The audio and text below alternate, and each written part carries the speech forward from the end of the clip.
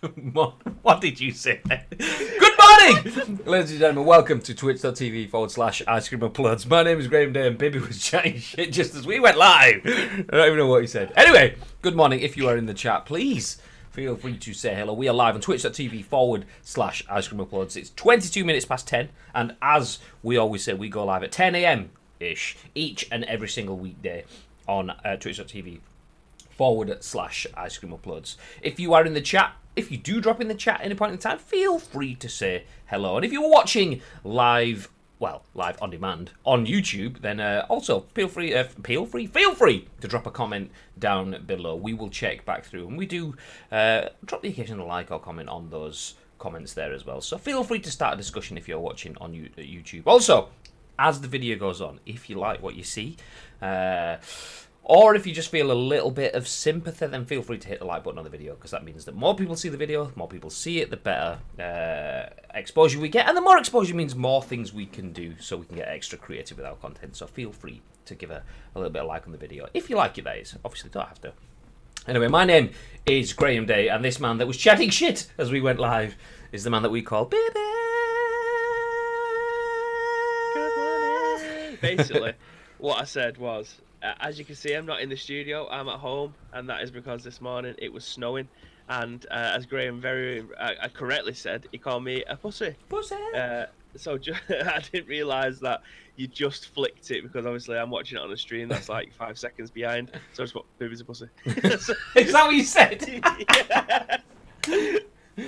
So I wasn't sure if it'd throw you off or not, but it kind of did, so I'll take that as a small win. Baby's a pussy.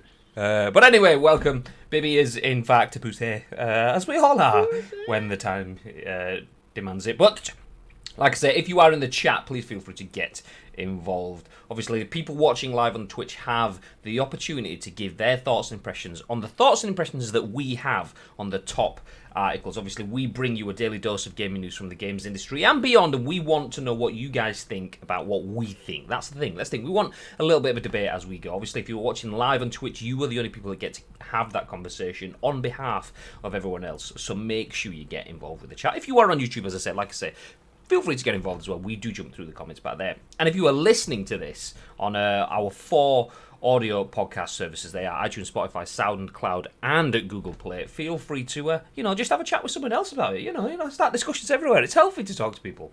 I mean, or you could just, send us a message on Twitter, on Facebook, on Instagram. Ice Cream Uploads across the board. Feel free to send all the messages.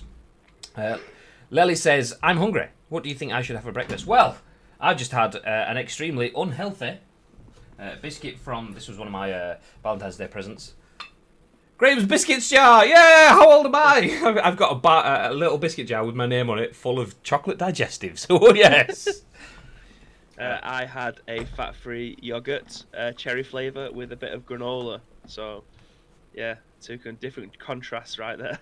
I also had a bowl of Nesquik cereal, because I'm a rock star. And for the past few days I've been eating like granola or crunchy nut cornflakes, but yeah, I was part of my cereal earlier on, and I just saw that the Nesquik there. I thought, you know what, I've had it in the house about a couple of weeks now, not even had a single bowl of Nesquik, so there we go. So yeah, Nesquik or granola, somewhere in that region if you want to be like us. If not, then, have an avocado or something else that I would never eat for breakfast. Excuse me. Danny Day in the chat says, hello! Hello! Just as I'm talking about my biscuits. That was Danny Day in the chat. She is the provider of said biscuit jar, so thanks, babe. Yes, look at that. The biscuits are going down quicker than I expected, though. Usually when I'm sat here working, I just think, okay, I've got like you can't see it here, but to the sides of it, underneath the biscuit jar is a box that was like full of sweets, but the difference with the box is, once it's closed, it's out of sight, out of mind. I don't know it's there. The biscuit jar's see-through, and I turn around and go, ooh, biscuits. So just keep just keep picking in the fucking biscuit. Surprised every time. Oh my god. Ooh, biscuit. What is it like?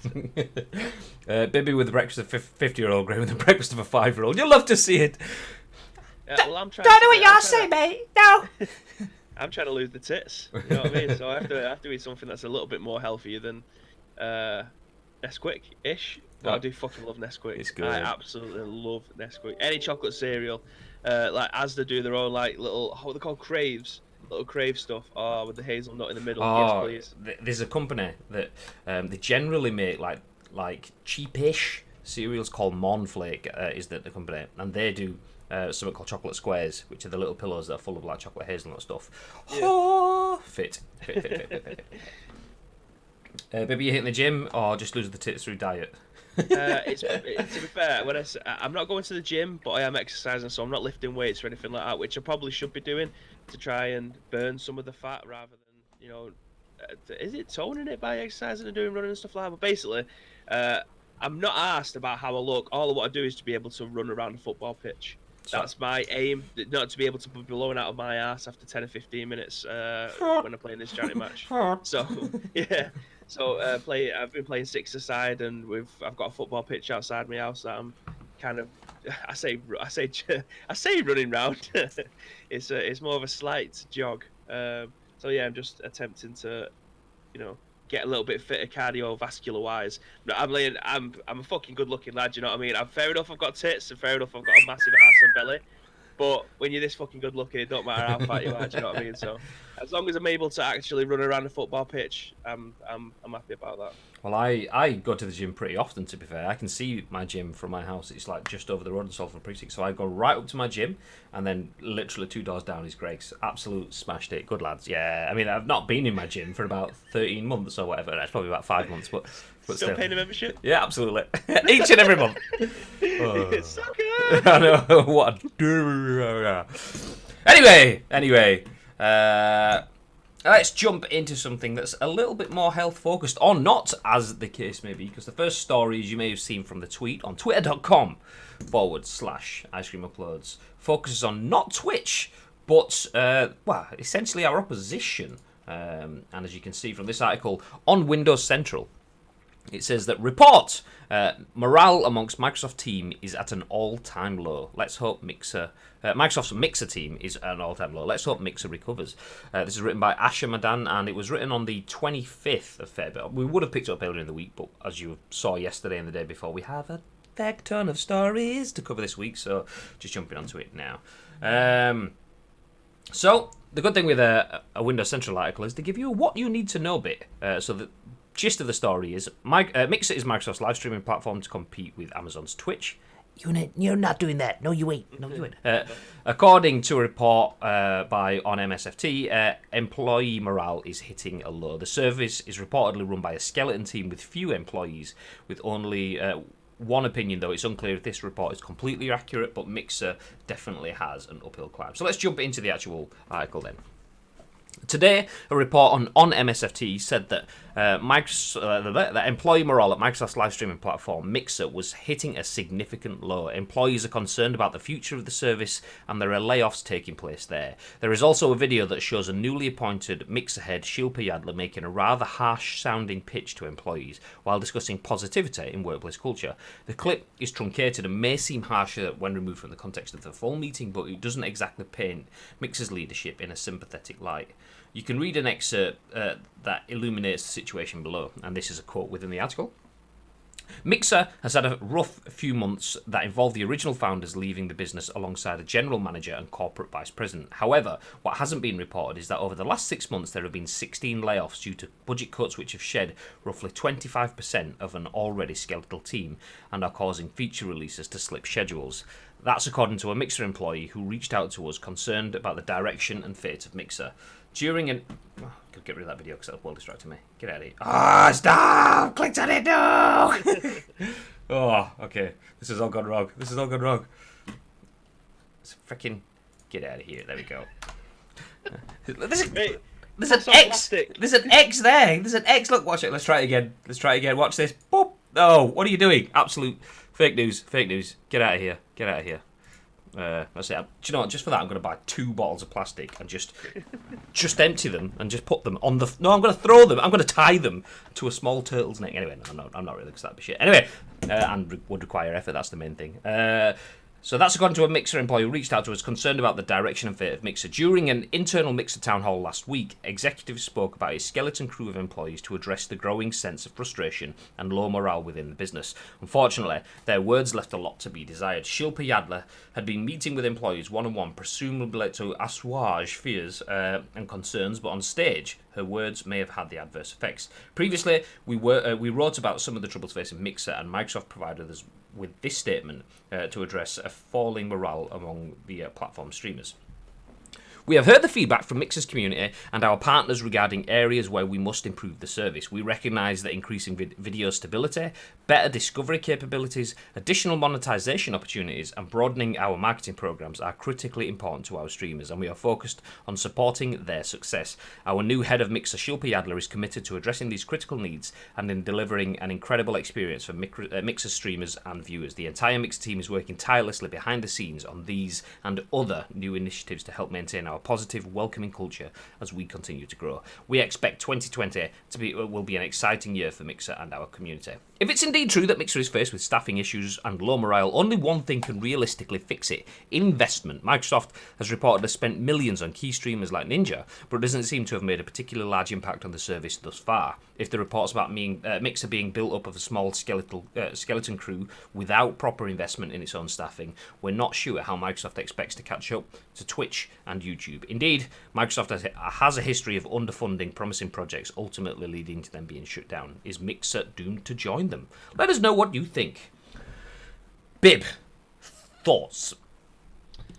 I don't think this should be new news. I don't understand why how long was I'd like to know how long Mixer was going before they started to reach out to other streamers to try and potentially help their platform grow, because it feels like they was throwing a lot of money at a very short-term fix, essentially. They're reaching out to people like Shroud and Ninja to get people to initially go over, use a month's free sub onto the channel to potentially keep them there to watch their favorite streamers. So should it be? It's not built organically, which is always a worry. The first thing I do when I boot up my PC, either at home or in work or whatever, is I boot up whatever applications I need, and then my Twitch is on the other screen. Do you know what I mean? I've got people who I follow religiously, and I'll go watch their content. Just want to stop you there, because we've got a Twitch Ice Cream Uploads logo on the screen below as you say that, and you're wearing a Twitch hat. I wonder what he watches when he boots up his PC.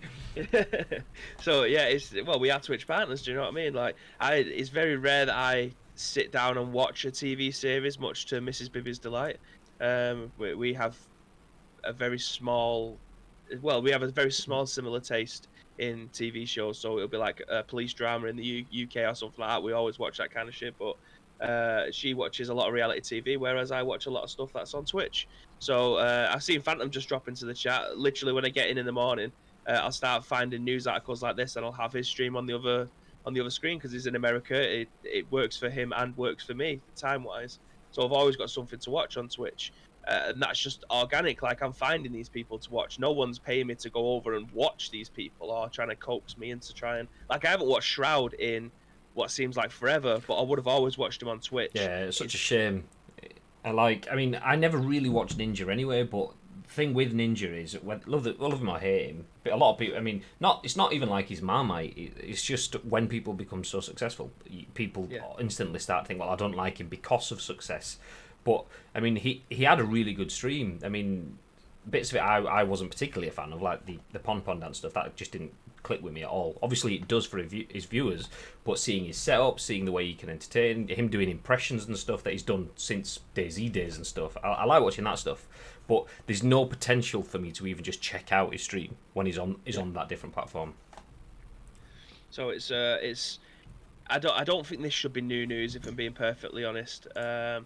We will see how long this lasts for. I think, did Ninja sign a 2 or 3 year deal to be exclusive to Mixer for that long? We'll see if it actually runs that long. I don't think it actually was specified. I could be wrong. People keep assuming that it's like a 2 or 3 year, but as far as I'm aware, I don't think it was ever specified, which makes me think.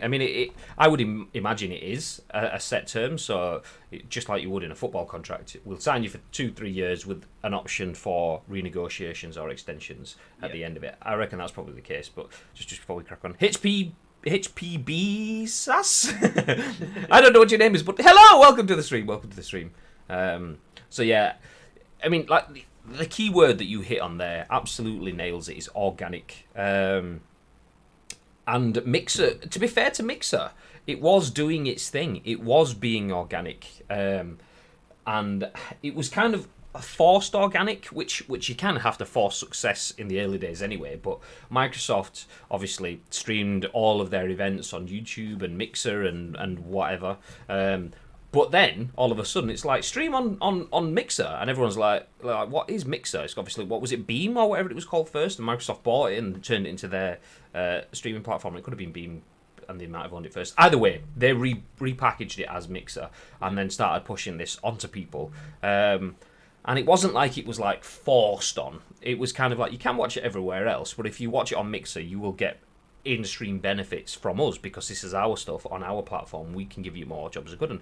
And that kind of stuff, it's forcing it, but in a rewarding way. We're giving you things. We're trying to build our community. You can see what we're trying to do here, and we're giving you rewards and incentives for doing that. Incentive programs are nothing new, but that's fine. You get your community streamers building up. That's fine. That's what Justin.tv was a million years ago before Twitch came around. It started out as like a little community thing. That's why we have faces like Craigasm and PogChamp and stuff in the chat, because it was a community thing. It started small like Mixer did. Mixer then didn't earn their stripes, so to speak, in the fact that they wanted to just sit at the big table straight away. Let's buy the big ones. Let's take everyone over. And you can't just buy success. You need to build up to it. You can't just go from your Fiat Punto to your Ferrari. Yeah, Fiat and Ferrari are the same company, but they're completely different concepts. So yeah, they needed their. That was a bit of a crap analogy because I can't think of a mid-car Fiat something or other. Yeah. Well, literally, I was just about to. Yeah, Lily's just used the example there. I've used this analogy quite a lot.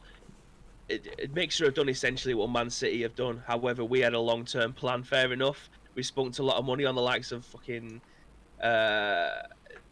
Robinho, and it was Carlos Tevez and players like that, who was a stepping stone for us to be able to buy players eventually, like David Silva, Yaya Toure, Sergio Aguero, Vincent Kompany, all them. Well, Vincent Kompany we had before we even got taken over, but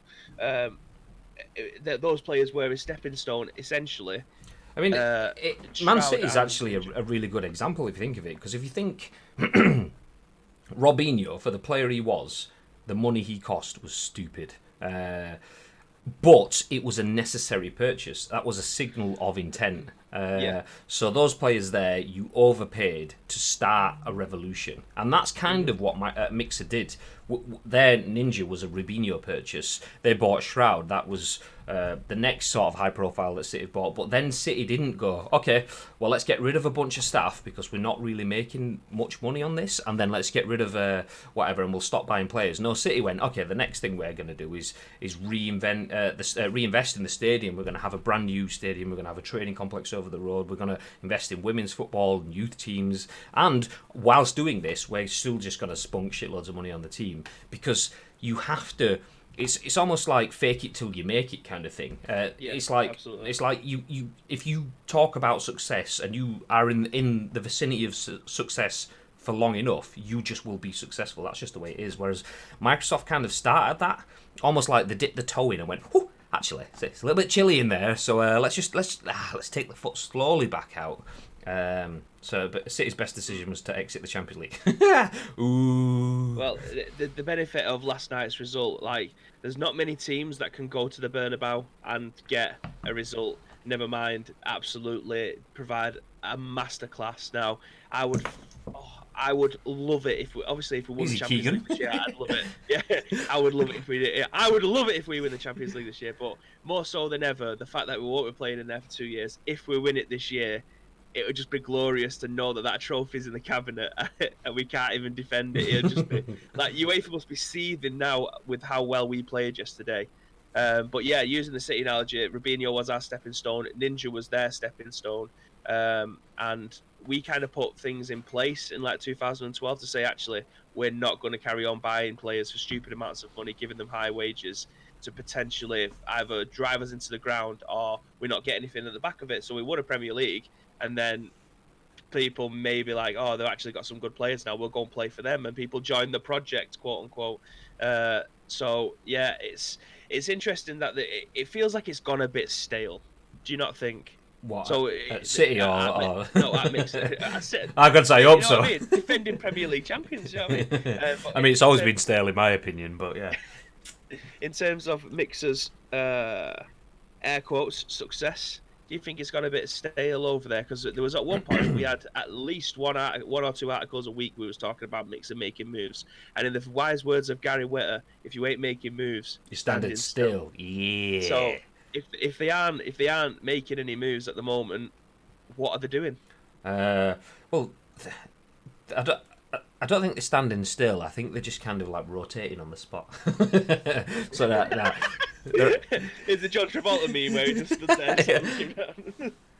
Yeah, no, they absolutely are standing still, and they are outwardly. They could be making moves internally, but hearing stories like the staff's morale is at an all-time low, that is a cancer. If you don't have a creative team, and a creative team, I mean, they could have a creative team, but creativity can be hampered by mood and mindset. If you're not in a good place, you're not going to be firing on all cylinders. You're not going to be, brainwave, perfect idea.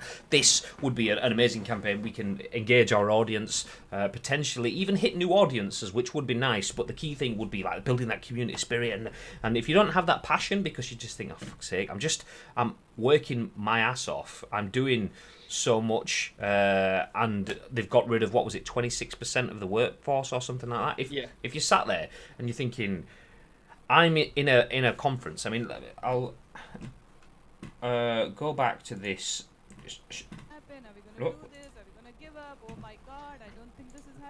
So there we go. This video is, do you know, I'm actually. Let's just get rid of it because it's not the most enjoyable watch, so I'll just get rid of the video. I was going to play the video there from, I think it's Shilpi Adler. She essentially says, well, as we've seen there, she essentially talks about the shape of the team, and she's trying to G people up, but it's almost like a negative sort of way. It's one of those sort of business conferences. All of the colleagues are sat in a room. You're feeling pretty shitty anyway. You've lost 25% of your team already, and then you've got someone on a microphone just kind of going, yeah, let's do this. You can do more. You can be better. And it's like, well, we can, but you know, investment and a proper plan for it would be better. So yeah, it's all right telling your workforce to be positive, but if you're not providing positive signifiers, positive messages around it, then it's just lip service. And I kind of feel for Mixer. I mean, don't get me wrong. I mean, I am a Twitch partner. I don't really watch Mixer. I have the app, and I have an account that was created from my Xbox account. But other than that, I have no real interest in Mixer. But competition is good. If Mixer's good, then Twitch has to get better. And if Twitch gets better, then Mixer has to get better. And having that friendly rivalry is good for me. But on the same spectrum, I'm obviously a Twitch partner, so I would love to see Mixer fall down, just like I would love to see City fall down. But Liverpool fall down. Yeah, that too. Yeah. But they're pissing away 22 points. Let's face it.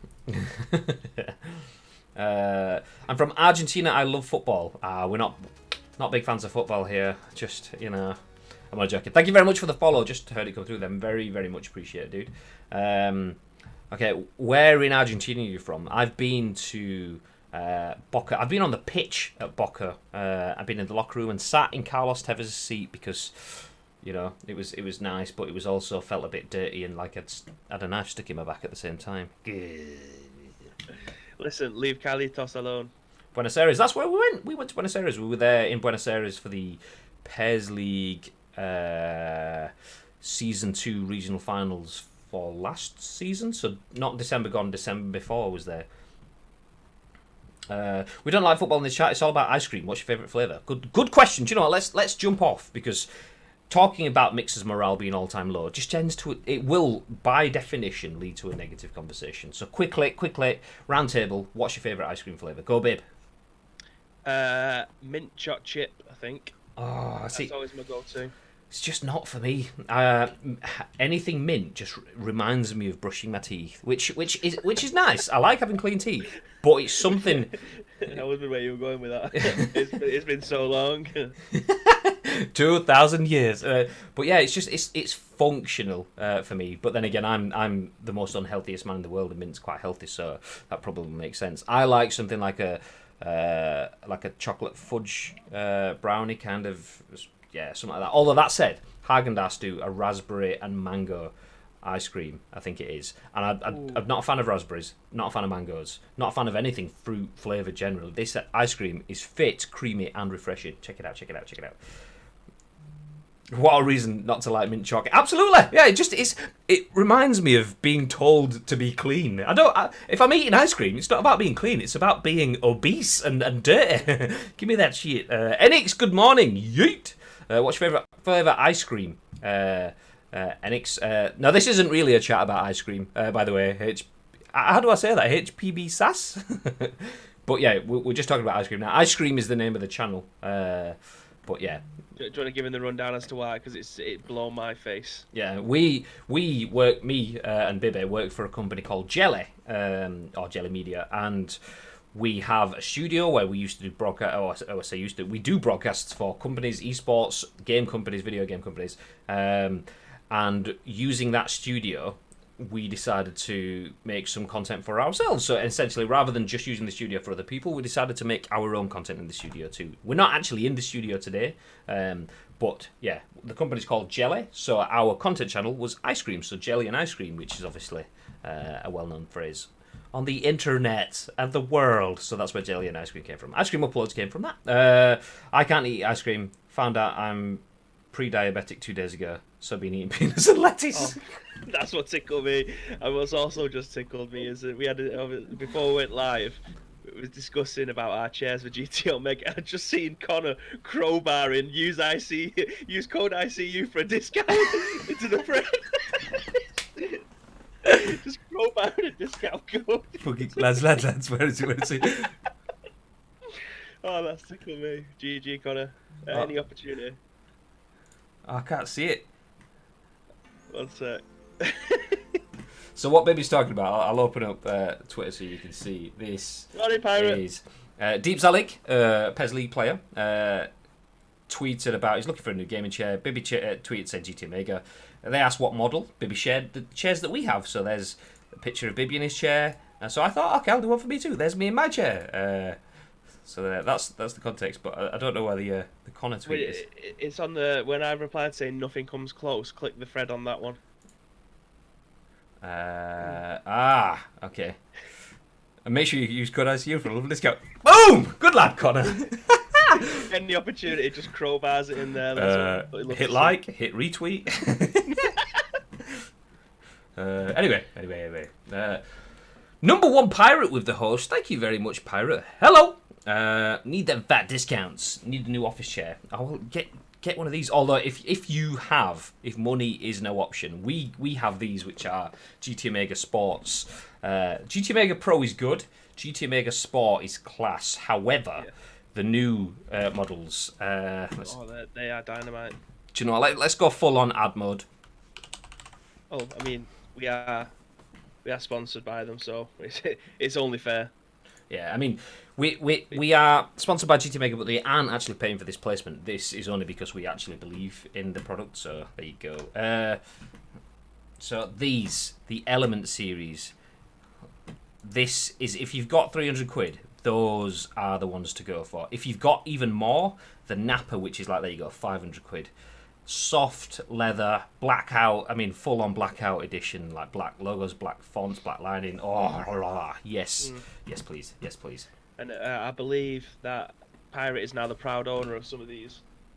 Because I sent one down to I sent him one of them and the lumbar support one as well for his old man back. Yeah, he said to me that he got the cushions and stuff and he was like, oh, they're alright, but then he also got 4 Whisper Golds. So, I mean, it was like winning. So, there you go, ladies and gentlemen. Pirate got a pack of Whisper Golds just for being extremely pro ice cream uploads. So, you know, you toe his line, or you could get a Whisper Gold. That's all I'm saying. That's all I'm saying. But something you can actually get. Let's talk about GT Maker. I'm going to go flip to full screen on me for a sec. Is we just gave away one of these. This is a GT Omega backpack. Doing a little bit of a plug for Friday's stream. So obviously Friday, 6:30 p.m. UK time, we will be having a PES tournament live on twitch.tv/Ice Cream Uploads. The Ice Cream Uploads Invitational Triple Threat Tournament. It's a 3v3 tournament featuring some of the PES streamers from the UK, including folks like Lele, who is in the chat, Number One Pirate, who is in the chat, and we have a range of other people too. But we gave away one of these GT Omega. I mean, they are class. The amount of stuff you can get in them is ridiculously good. That's what I actually took to Argentina, by the way. So that my backpack has been to Buenos Aires, but you can literally, it's like having a small suitcase on your back. Anyway, ridiculously good if you're carrying laptops around or anything like that. We gave one of those away, including, you can't see it, but down here I have an XL mouse mat as well. We gave one of those away. We will be giving one away on Friday during the stream too, so make sure you check that out. We have a bunch of other prizes from PES and Nakon as well that we'll be giving away during the stream, so check that out. Hit follow if you haven't already. Friday night we will be giving away some stuff from GT Omega, from Nakon, and we'll have some world-class 3v3 PES action. Boom. What do you reckon to my ad skills then, Pip? Flawless. I mean, was that padding as well? No, it was just me going off on a tangent because I thought, I thought, Jesus, this is one for the ages. Graham's multitasking is padding whilst also putting in the new slate for the next news item. I know. I mean, padding all day. Then I realised that Graham's talking, so he's obviously not going to be able to do that. I can't multitask at all. For those of you that don't know, so this is what you can see on screen at the bottom here. So Mixer's team's morale at all-time low. That is essentially a free text box. So whenever we change the news article, if you ever hear me say, "Babe, do some padding," or whatever, that's because I'm like typing, "Baby is padding," and then boop. So, but I take padding with no G. I do that, but off screen. So Baby thought I was like doing that as I was talking, but I cannot multitask. So that's not what was happening there. But yeah, let's get rid of that, and we will jump into our next little bit of news. Continuing with the theme, actually, before I jump into that, can you believe I'm not advertiser friendly? What's up with that? I have no idea, Lely. That absolutely blows my mind. Pirate says 1 Whisper Gold save for next week. You're goddamn right. HP. Do you mind if I call you HP or I was gonna call him Sass. Or Sass? Yeah, okay, Sass.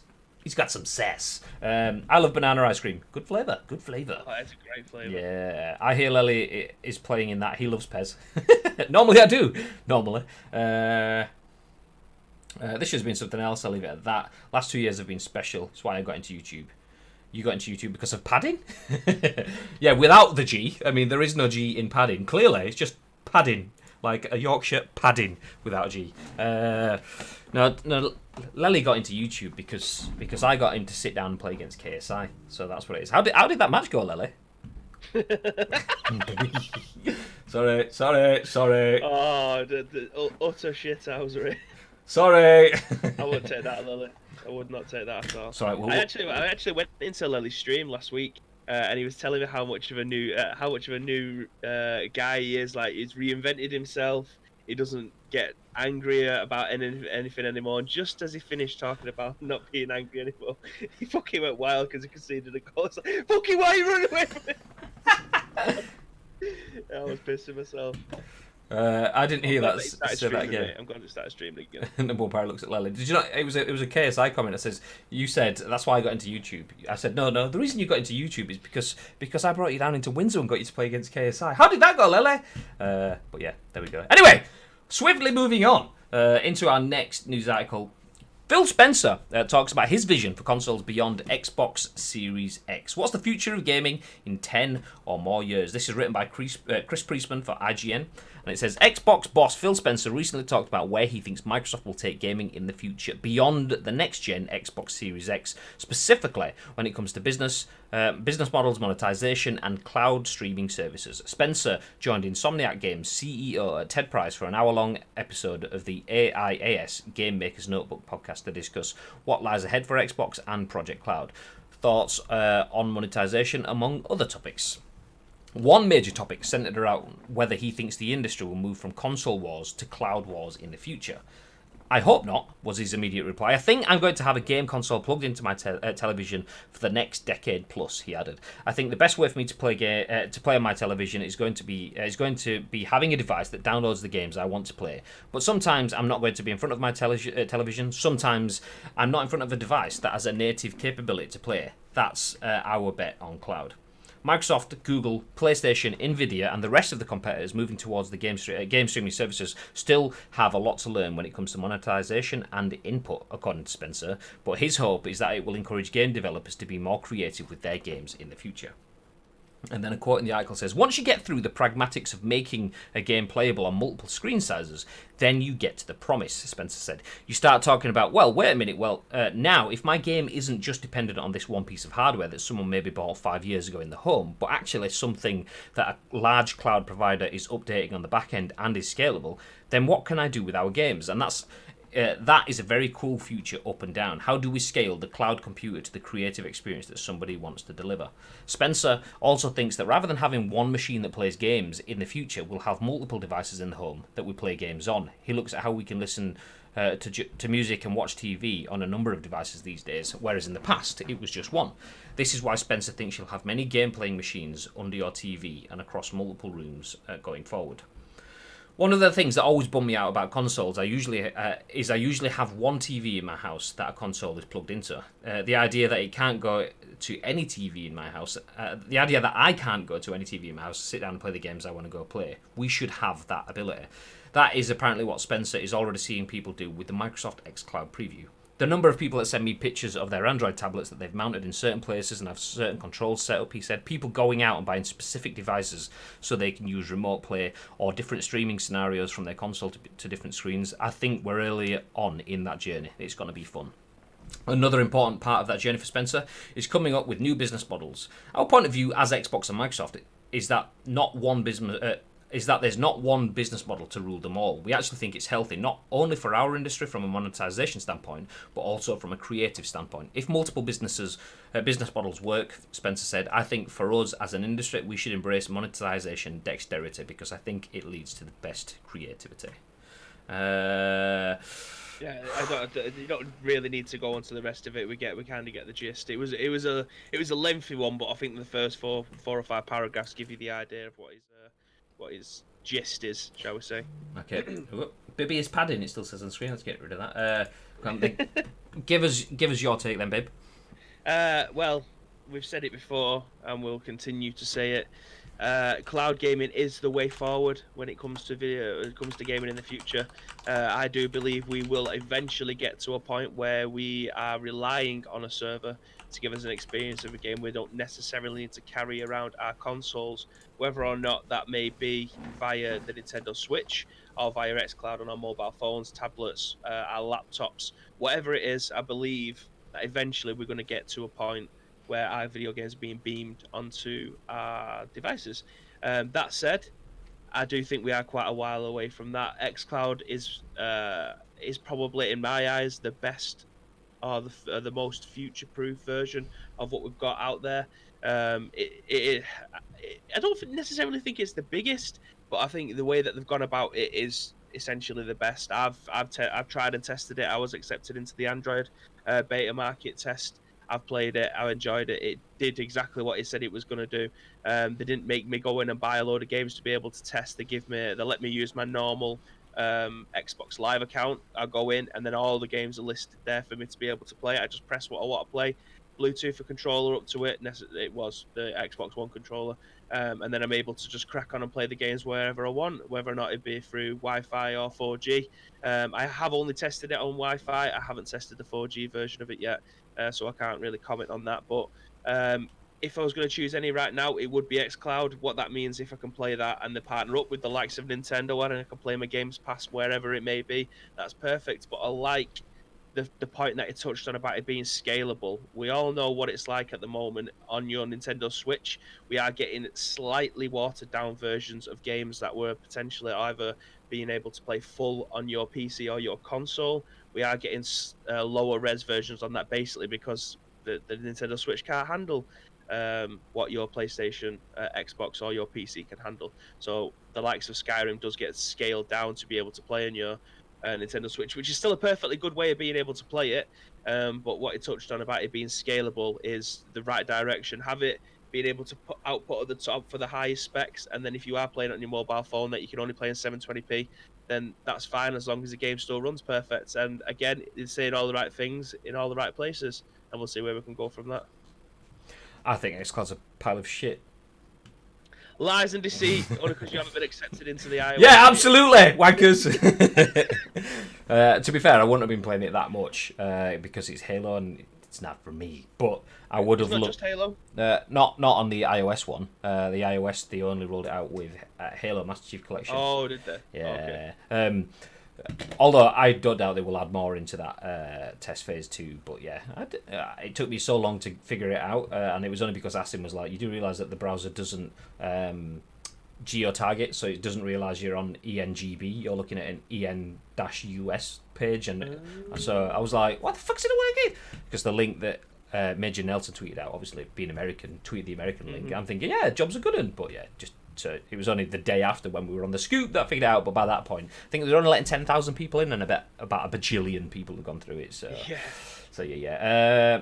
I've always been grateful for the invite, Graham. Never forgotten. That was my first invite of any game source. Thanks. So I know. Do you know what? I actually know that. You've mentioned that a few times. So yeah, it's always good to invite people that appreciate the invites, and that's what we always try to do. Whether we work on a small community level, whether we work with community content creators, whether we work with global influencers, obviously there's always going to be an element of people that are doing it for a living, but we always try to make sure that we can get invites to, even if it's global influencers, we invite global influencers that would be appreciative or actually enjoy being there. So it's always good to bring guys like you, or Pirate, he's been to a bunch of events as well, to events knowing that they enjoy the opportunity to be there. If it's not even for the game, if it's just to spend time with the people that they meet online, that's wonderful. But ideally, it's getting someone hands-on with the game early that would love the idea of getting hands-on with the game early. That's where the win is.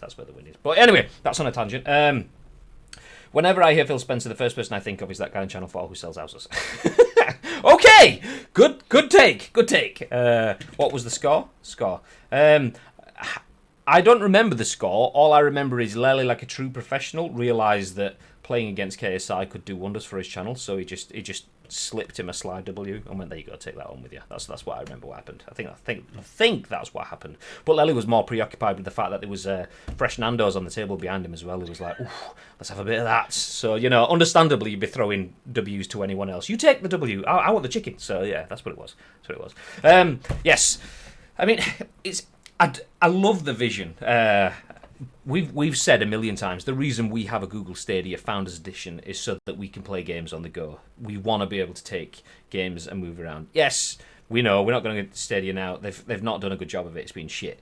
But we spoke about Nvidia and GeForce Now, and that potentially giving us something that we could use to have games on the go. But it's hearing people like Phil Spencer with those sort of real world solutions. It's like, Projekt xCloud, play games on your phone while you're on a train. A lot of people are like, yeah, but I don't get a train. And if I'm on a train, it's literally Salford Crescent to Manchester. It's 2 stops. If I sat down and loaded up xCloud, I'd get off before it even got into a game. Yeah. But Phil Spencer going, actually, do you know what? I have a TV in my house, in the living room, that has an Xbox hooked up to it. I also have a TV in my kitchen. Note there. I've got a TV in a bedroom. Yeah, no Xbox there. I can't play my Xbox games unless I go and fucking unplug shit, move consoles around. The fact that he's thinking it would just be good to just be able to just go, actually, I want to play my Xbox in the kitchen while I'm sat at the table waiting for my gourmet super noodles to finish or something like that. And it's those real world. That's the kind of stuff that is what makes it real. It's not the fact that you can play in a hotel room, because most people don't go to hotel rooms very often. And if they're going to a hotel, it's because they're doing something else. You don't go to a hotel to stay in your hotel usually.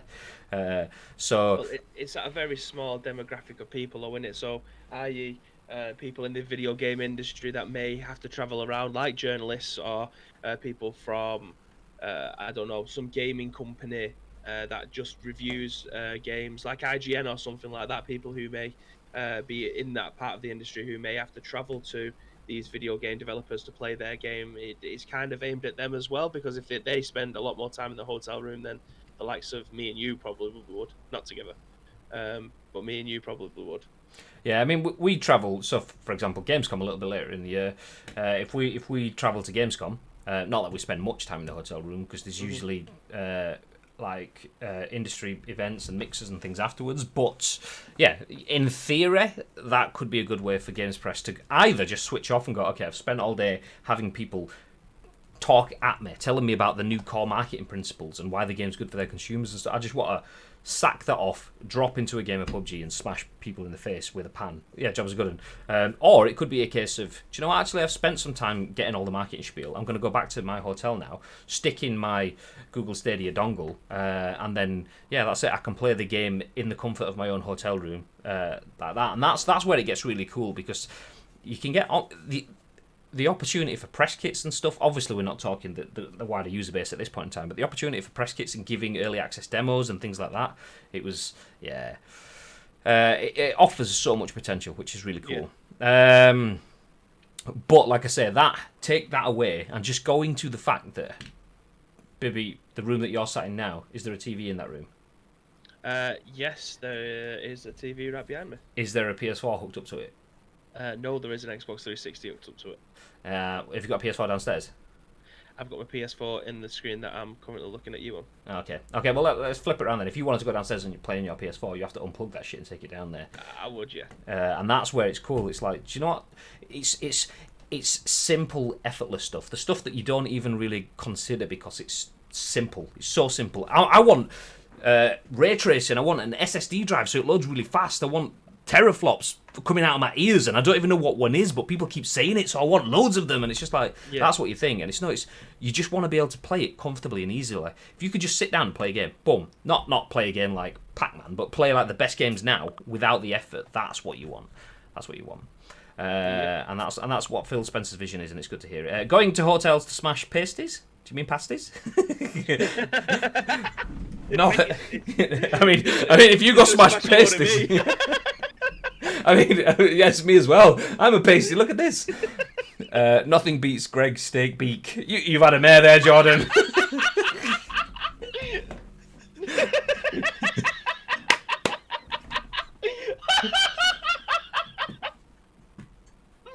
Oh, God.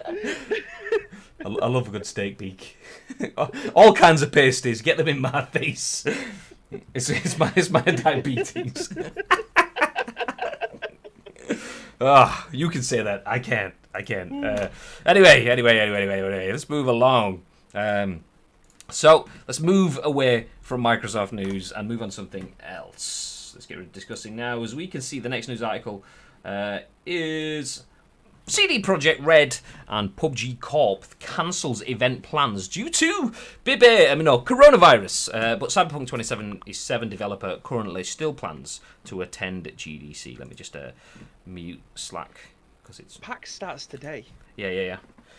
It's so weird that they've left it to this late to be able to pull out. Like, to be fair, PAX they'll still be getting money for it, won't they? Because they would have had to pay for the booth months ago. Space. I reckon they'll probably come to sort of amicable decision where PAX will still get paid some, but not all of it, or they will agree to buy more space, or they'll pay some now but get discounts at the next one or something like that. PAX will be able to figure out a way that's amicable, because PAX can't really shit on them because they need them to come back. But anyway, let's jump in the article. 2 more games firms have cancelled their plans to attend PAX East this week due to the ongoing coronavirus outbreak. Several employees of Cyberpunk 2077 and the Witcher developer CD Projekt Red intended to be at the upcoming show, but North American community manager Stephanie Bayer revealed on Twitter that this trip has been canned. She later clarified that there had been no plans to demo Cyberpunk 2077 at the event, adding in another tweet that the purpose of the trip had been more fun and hangs versus official biz.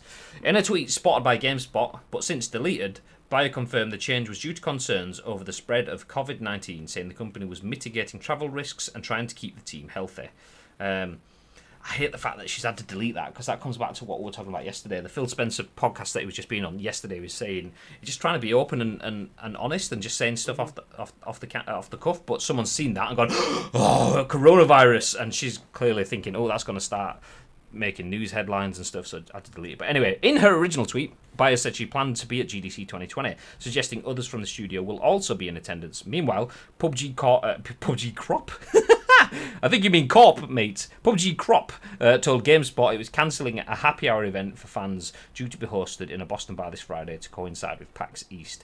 We will be rescheduling this plan for an upcoming event once the coronavirus is under control and travel returns to normal, a spokesperson said. COVID-19 has wreaked havoc on major events in the past few weeks, leading to the cancellation of the Mobile World Congress and the Taipei Game Show. I didn't realise Mobile World Congress was cancelled.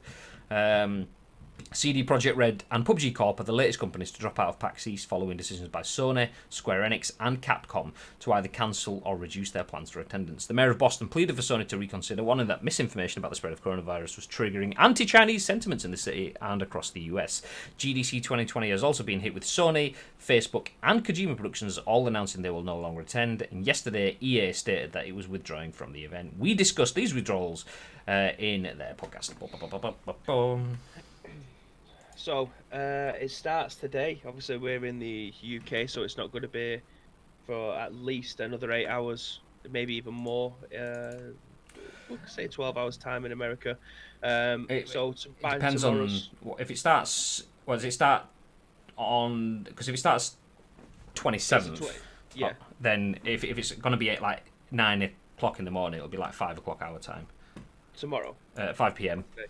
So if it's starting on 9 a.m. on the 27th, it'll start at 5 p.m. our time. Yeah. So, well, basically by tomorrow's scoop, we'll actually be able to see who is attending and how it's gone so far. Because I imagine the pictures that will be coming out of GDC is that there isn't going to be many stands there. It's going to be quite. I don't want to say haunting, but it's going to be a lot of open space with a few booths still knocking about. So that's going to be an interesting look as to what the room's going to look like. But yeah, it's not a wasted opportunity, but it's a necessary cautionary tale with what's going on. It just seems to be developing every single day, this virus around the world. So yeah, it's probably a good shout that they're not going. It'd have been better, I think, overall if they would have cancelled it altogether or moved it to another point in a month's time or something. But I think obviously that takes a lot more planning. I think the pace of cancellations this week, because if a few dropped out last week, they're like, okay, it kind of almost in essence for the people that go in, they get that sort of like that solidarity of like, fuck it, we enjoyed it regardless. We're in it together.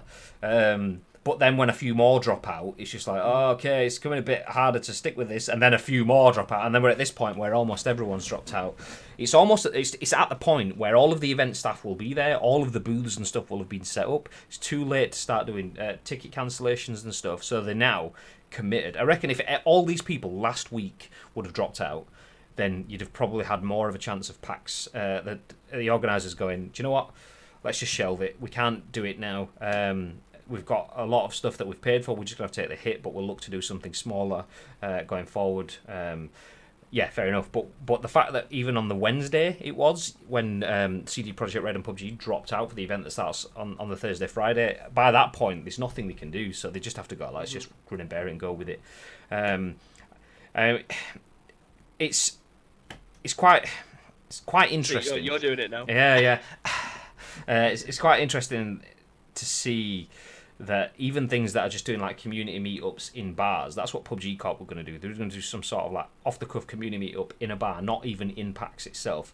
seeing that has been pulled, because people meet in bars anyway. That's neither here and there, and people aren't going to travel the world to meet up in a bar. So it's not as if you've got someone just jetting in from Wuhan going, fuck it, let's go get drunk in the PUBG bar, yay! That doesn't tend to happen. So that kind of stuff, I'm thinking, well, surely that could have gone ahead. But yeah, I get the fact that they don't want to send international teams and stuff in. I mean, even looking at the UK, yesterday we had an outbreak potential in Canary Wharf. A huge building in Canary Wharf sent 300 members of staff home because someone came from an infected region and had symptoms. I don't know whether it's actually turned out to be coronavirus or not, but they've basically told everyone to go home and lock the doors and stay at home. The thing there, though, is that person, to get to that building in the middle of Canary Wharf, has to jump on a tube, pretty much. You can't get there, really, otherwise.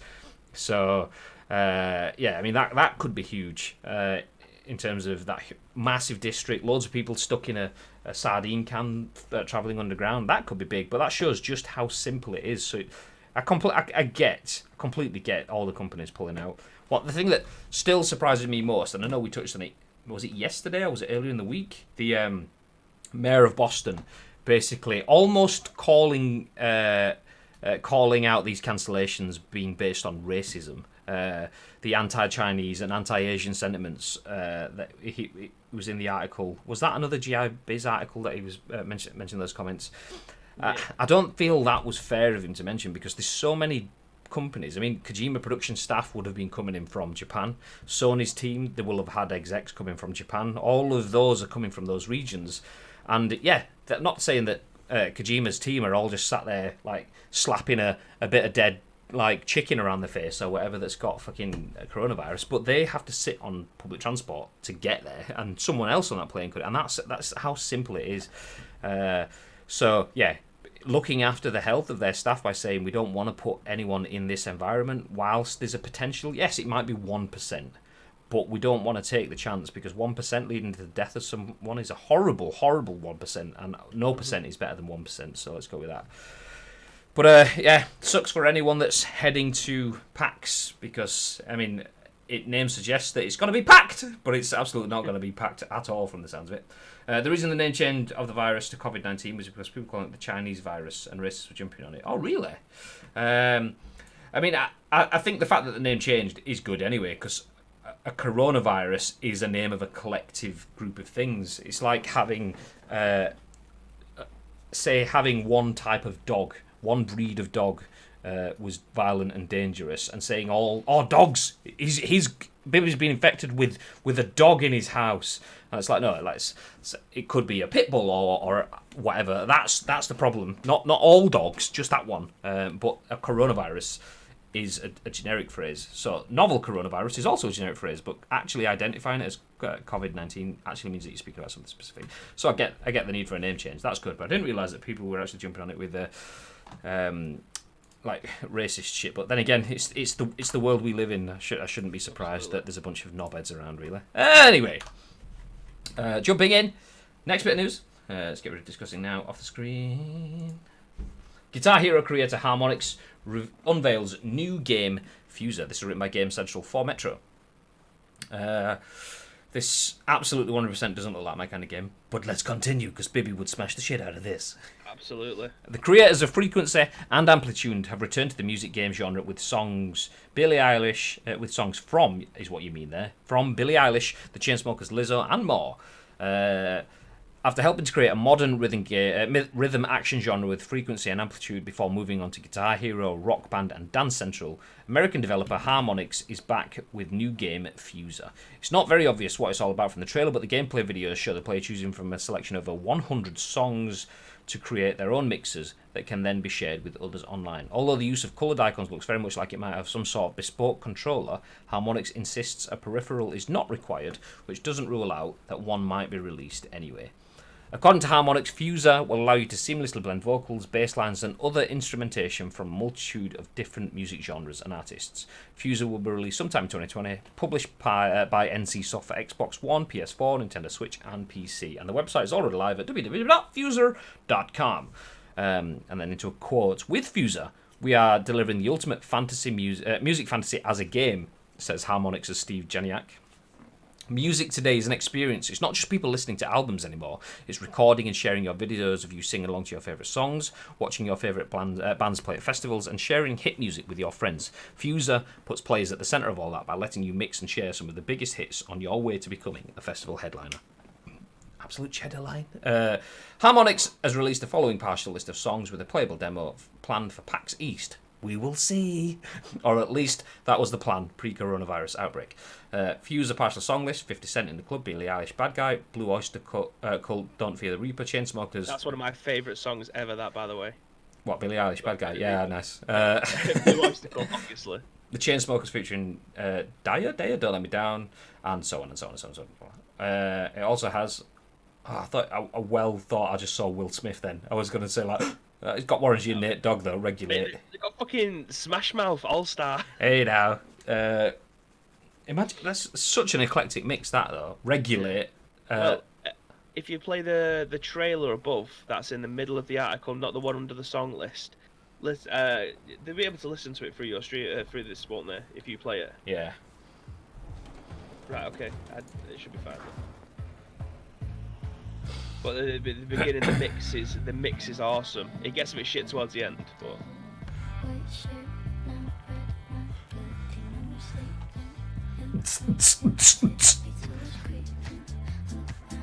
that riff. This, if you're trying to watch this later on, yeah, you're not going to be able to hear what I'm saying because this has already been banned out because of music. But yeah, you kind of get the gist. So it's just like a mishmash. It's like a. Did you ever play? Oh, you wouldn't have done because you don't like them kind of games. But DJ Hero is very much like that. What it seems like. It's not now mixing into sexy, and I know it. Do you know what? Fair play to whoever did the audio mixing on that. What the hell? Let's get rid of that before it starts putting some shit on screen. So yeah, could you see yourself buying Fuser?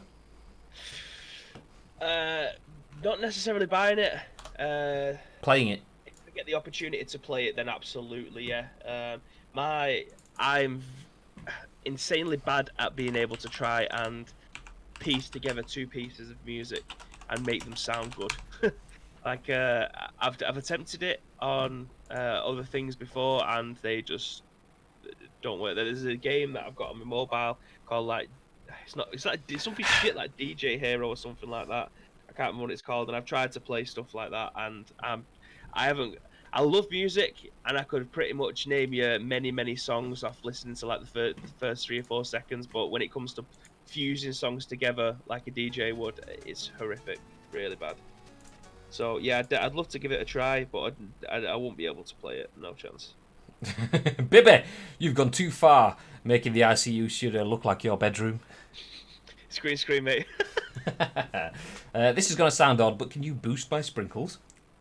Woo, woo. No. Well, yeah, it's better than that DJ game we have. If you subscribe or something like that, your sprinkles will go up quite significantly. If you got Twitch Prime as well. You know what I mean?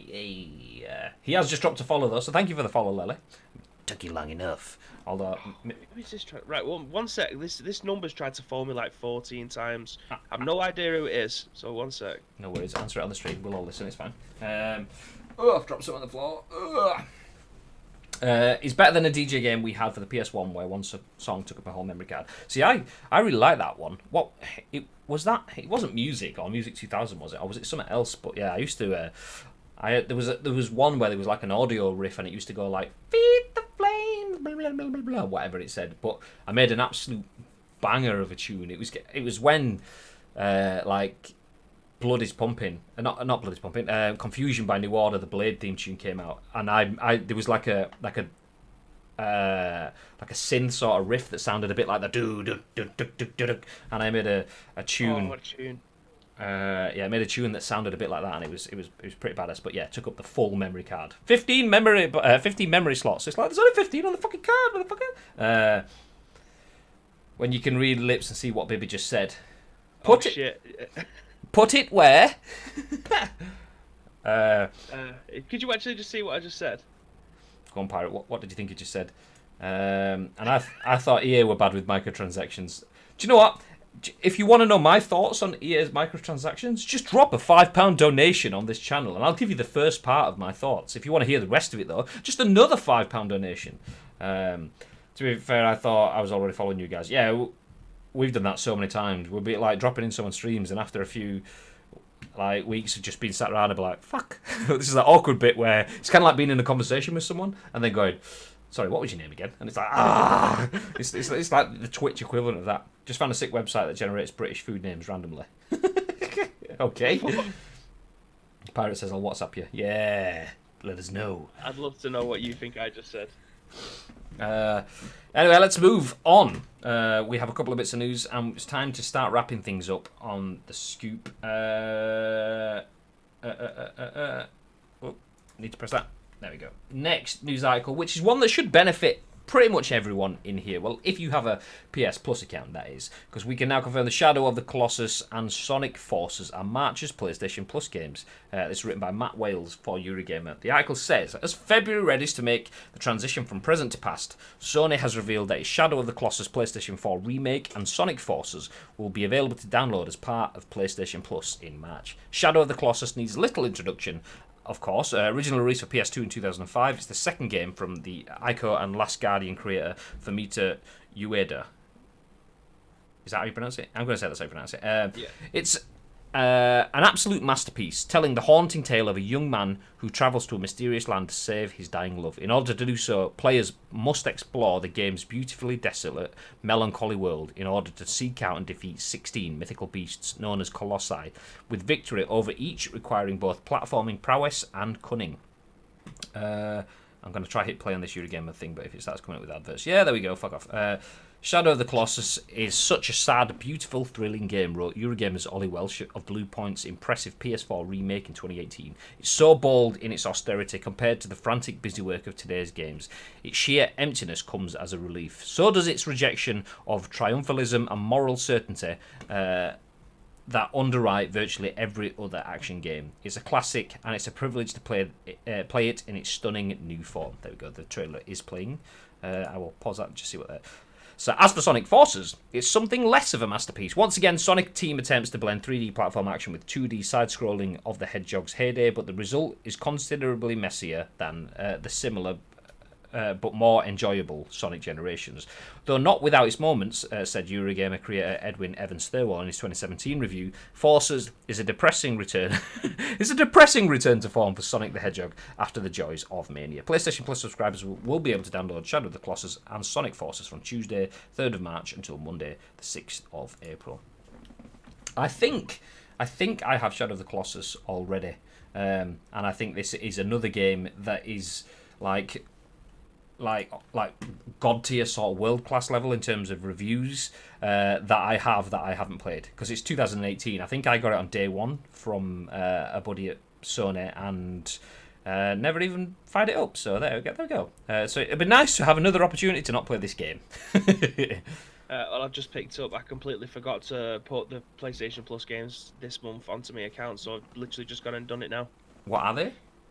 It was BioShock, The Sims, and Firewall 0 Hour. So you've got until Tuesday to be able to redeem them before the new games come out. Yeah. I have done that. I think I did that fairly early on in this month. But Shadow of the Colossus, one of the best games ever. Get on it. Do you know when I said, when I was saying that it had reviewed positively, you were actually in my mind then, Asim. I thought I remember seeing comments from you at that point in time, but I wasn't 100% sure. So there we go. It was you. Not that you reviewed it as such, but you obviously gave your impressions on it. See, it looks really good. There was this, and what was the other one? Was it? Is it The Last Guardian? Is that what it was called? Like, yes. Similar sort of thing. That one as well. I have The Last Guardian, and I haven't played that either. I've literally got both of them and just never even loaded them up, because I'm too busy playing one game repeatedly over and over and over and over and over. There you go. Look at that. 9.5 out of 10 for God is a Geek, 9 out of 10 for GameSpot, 9 out of 10 Metro. Just, yeah. Big things. So, I mean, make sure you check it out. Obviously, you've only got 5 days, I think it is, until February's games disappear. So if you have PSVR, then what was it called? Farpoint? 5.0 hour, yeah. Farpoint is there, but obviously Bioshock and The Sims. Farpoint is a game for it, but I think this is Fire Squad or something like that. Fire Stick. Yes. Something Squad. Firewall 0 hour. There we go. Oh, there we go. There was something firing within it anyway. But yes, those games disappear in 5 days, and then obviously we get Shadow of the Colossus and Sonic 2. Not Sonic 2, but Sonic as well. Because Sonic 2 is a completely different game, and that would be false advertising if I said. Did I get it right then, says Pirate? Oh, it must have WhatsApped you then. He did. What? It was. He got 2 of the 3 things that I said right. Really? Ah. Yeah, a different number phones me every single day, but they always ask for the same person. So when I block the number, a new mobile phone, a new number rings me asking me for a particular person called Mr. Hennessy, whoever that is. So they're obviously just trying to bait people. You was involved in a car accident. And then I said a lot of expletives. So he actually was able to read my lips for most of it. honestly. Anyway, that's enough of your story now, Mr. Hennessy. So let's continue with the content. We've got one more bit of news, and it's interesting that we spoke about gaming chairs earlier on because it seems we have a new name in the market. Obviously, GT Omega, as we've said already, and as we've shown, is our choice within the ice cream team. But, I mean, it wouldn't be fair for us if we didn't tell you all the happenings and ongoings in the industry. And Logitech, which is a company that already has a few brands in its umbrella. Logitech owns Astro, which you may see on my head. Oh no, this is my Corsair ones. You may see on Bibby's head over there. There you go. So Logitech owns Astro, and Logitech have now, if I can open this up, partnered with Herman Miller. Herman Miller haven't ventured into creating chairs for the games industry before. Herman Miller, you may be aware of them. They're quite high-priced brand. They create ergonomic chairs that look good, that feel good, and so on. So seeing them move into the games industry is pretty good. One thing with gaming chairs is you can get some really cheap ones. You can get them fairly cheap. I mean, a lot of people I know will be like, it's 150 quid for that chair? Why are you paying 150 quid? And it's like, the reason you're paying 150 quid-ish more for your chair is because you're paying for something that has been designed with ergonomics, comfort. Because you spend a lot of time in that chair. You don't want something that's going to give you backache, that your ass is going to ache or whatever. They're also built to last as well. Yes, absolutely. I mean, as a gamer, and this not looking at you, Lily. As a gamer, you may trash things when things aren't going your way. So your chairs may get a bit of stick. So yeah, games need to be reliable, comfortable, and sturdy and durable as well. But this, now looking at this article, which is one that's on the screen, this is on the Herman Miller website. Herman Miller X Logitech G.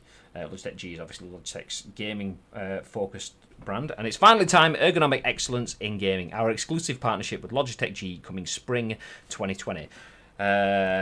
From the Eames's iconic designs to the groundbreaking Aeron chair, we've spent more than 100 years perfecting the science of sitting. Now we're bringing years of innovation, research, and scientific discoveries to the world of gaming. Collaboration is at the heart of our DNA. From product designers to medical specialists, we've always worked with experts to help create the best designs possible. That's why we've partnered with Logitech G.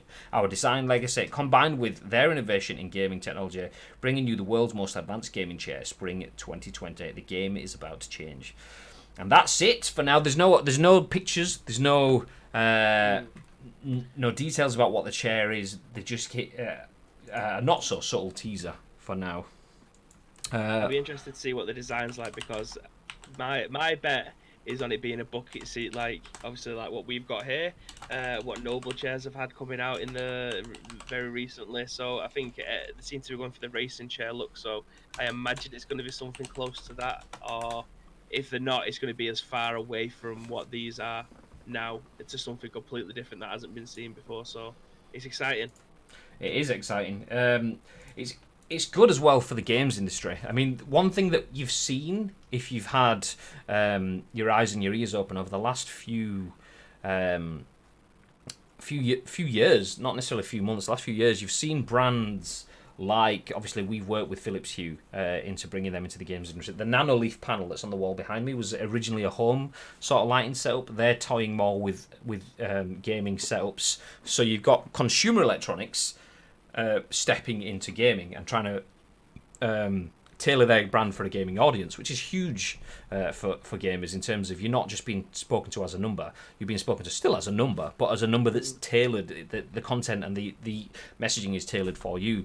Then if you move into the likes of audio, obviously Astro, well, this is Corsair, but Baby's Astros, Logitech making, rather than just having Logitech, they've got Logitech G, they're having their own games brands. The fact that Corsair Gaming, obviously is now just Corsair, they have their own gaming brands, moving away from just creating PC hardware to actual gaming experience and hardware.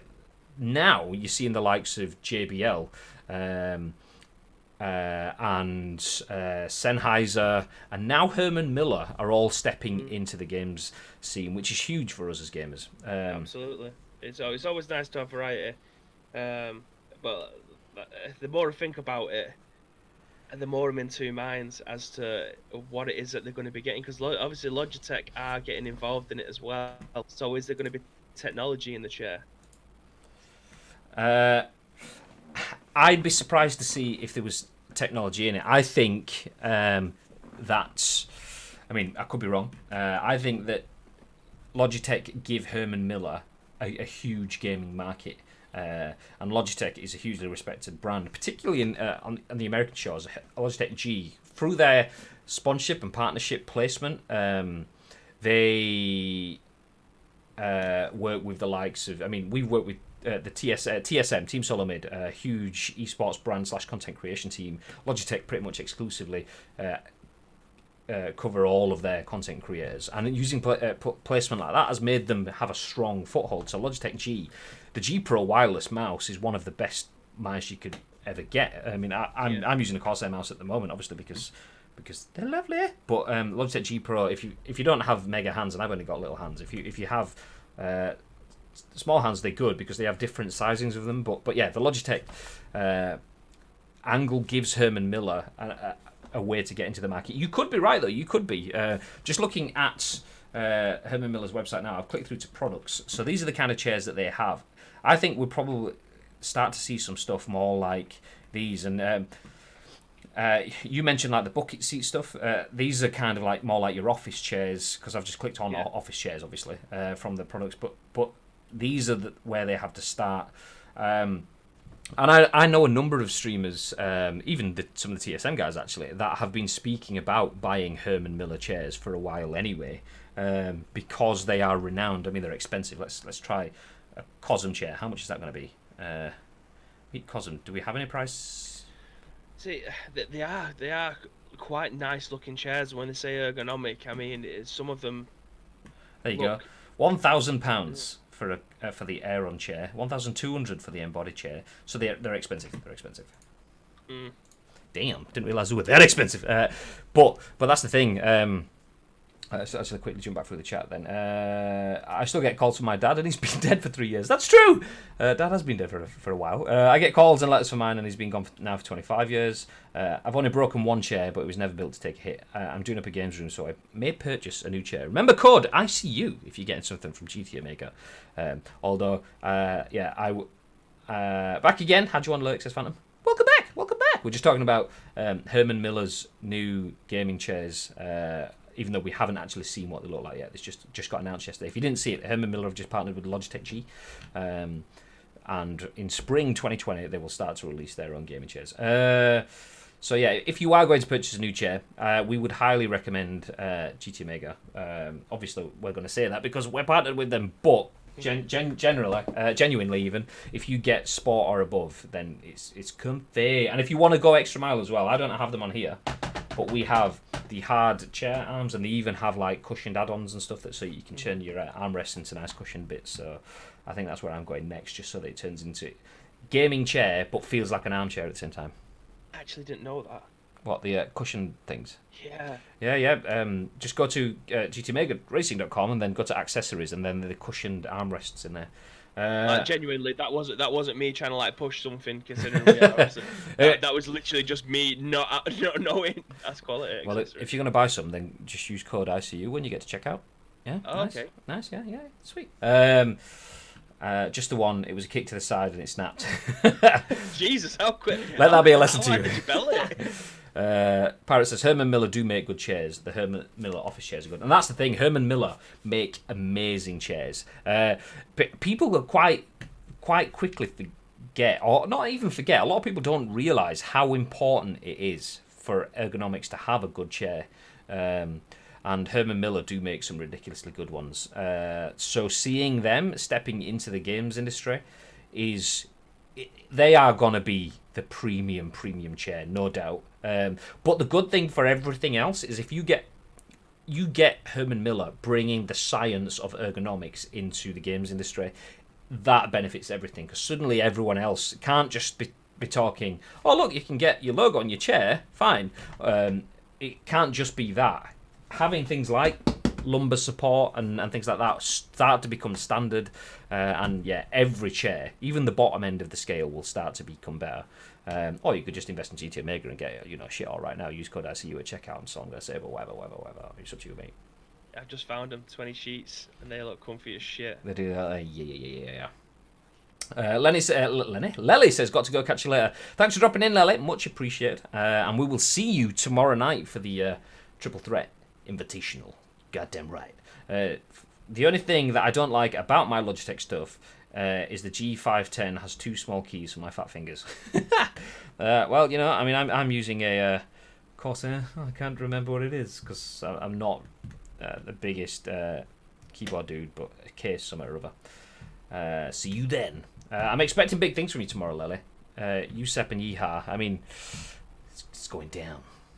So for those of you that don't know, the Invitational, the Triple Threat 3v3, I've mentioned it earlier on the stream, is taking place at 6:30 tomorrow night. So live, twitch.tv, 6:30. We will be on the front page as well. So make sure you check it out. We will have 8 teams of 3 competitors, so 24 people playing for a little prize pool provided by our friends at GT Omega and Nacon. We have some backpacks, we have some mouse mats XLs, and we have some Nacon controllers as well that we will be giving away to one lucky team. We also have surprises for the chat too as well. So those have been provided by GT Omega, Nacon, and official Pez as well. So make sure you check out the chat. If you can drop in, we'll be doing some raffles as we go through. So not only the guys playing can win stuff, but you guys can win some stuff too. Phantom says, I'll try to be here to support. Well, much appreciated, Phantom. And if you're not, do you know what? The thought counts. So very much appreciated. With the ICU discount, those pads are even cheaper. Wonder how much shipping will be. You don't pay for shipping, mate. It's free. Still mentally recovering from what happened last night on Fortnite. Oh my god, have you seen it? No, I haven't. What? Right, before we go, get it up on the screen. You'll piss yourself. Someone drop me a link. Someone drop me a link in the chat and I'll open it. One sec, I'll get it. I'm intrigued. I've seen it this morning. I just absolutely pissed myself. I mean, is it a step up from the that little kid the other day? Much bigger. It's hilarious. Oh, there we go. So the one I was talking about, a kid the other day, Phantom was dropping in, and this kid's like, dude, I've got something really cool to show you. Come here. Phantom's landing, trying to open a chest. He's like, leave the loot. Look at this. So Phantom goes over to him. He goes, this is what I'm going to do if I kill someone, and does the take the L dance. Phantom just went, leave. Just left the game. Absolute wet myself. So yeah, anyway, let's load this up.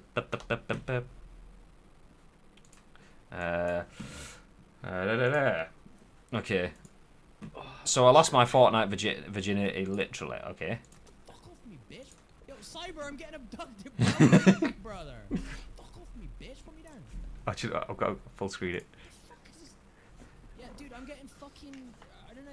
They're kidnapping me. I'm getting in some RB, bro. Some Breaking Bad shit. Bro. No. He's actually put me in the bed on a level 4s, bro. What the fuck? Science, bitch.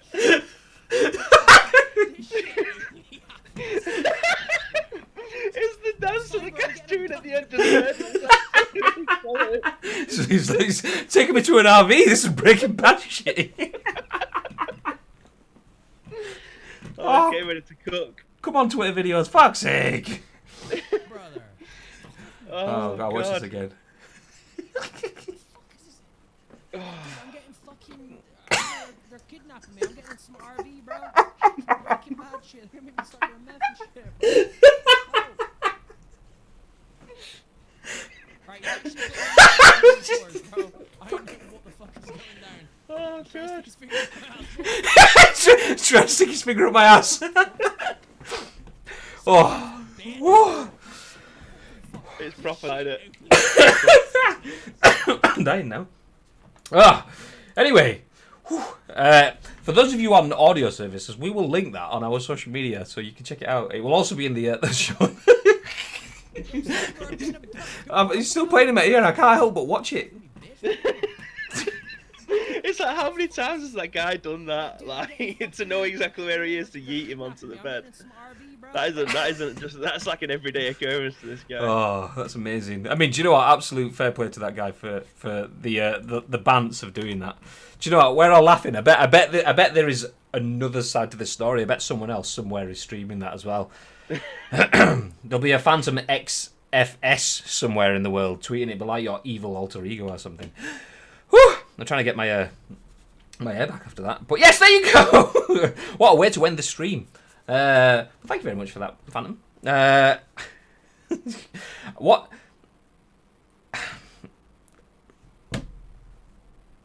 You don't even know what to say now, do you? Completely lost for words. But yes, anyway, if you haven't, do check Phantom out. Obviously, you can see his name in the chat. Just feel free to go check out the channel. If you are up early doors UK time, obviously he's based in LA. Make sure you check it out because yeah, he does some ridiculously good stuff. Usually not quite like that. There's less abduction usually on the streams, but you never know. Anyway, that's it, ladies and gentlemen, for today's streams. We will be back. There will be a stream obviously tomorrow morning. Our final scoop of the week at 10 a.m. Bibby and Luke will be on the show, giving you the rounding up the week's news as we then, as Bibby then rips apart the studio and gets it all set up for the Invitational. That is what you want, ladies and gentlemen. You even if you don't know it, that is what you want. We have, like I say, 24 different competitors, all spread around the world, all competing to be the Triple Threat champions. Obviously, this is Triple Threat because it's the third Ice Cream Uploads Invitational, so make sure you check that out. But for today, we're pretty much done, unless you want to add anything else, Bib. Sorry, I'm just moisturising my hands because I felt a bit dry, but yeah, if you do see... Bibby watches a video of someone getting abducted and thrown on a bed, and all of a sudden the moisturiser comes out. If you do see anything knocking about the video game hemisphere on social media, then do feel free to tag We've Got Webinio at Graham_day as well as Ice Cream Uploads, and we will be able to take your thoughts and opinions, add our thoughts and opinions on the very next show, which will be tomorrow at 10 a.m. with me and Mr. Luke Giroux. Boom. So there we go. It's not Friday, it's Thursday. It's almost dinner time though, so if you're in the UK, go get some food and let us know what you got. Send us your pictures of your food as well as your magazine articles and all the rest of the bits. But until we're back tomorrow, have yourselves a very lovely day, and remember, stay lubricated. Oh wait, that's Bibby. We're all supposed to stay frosty.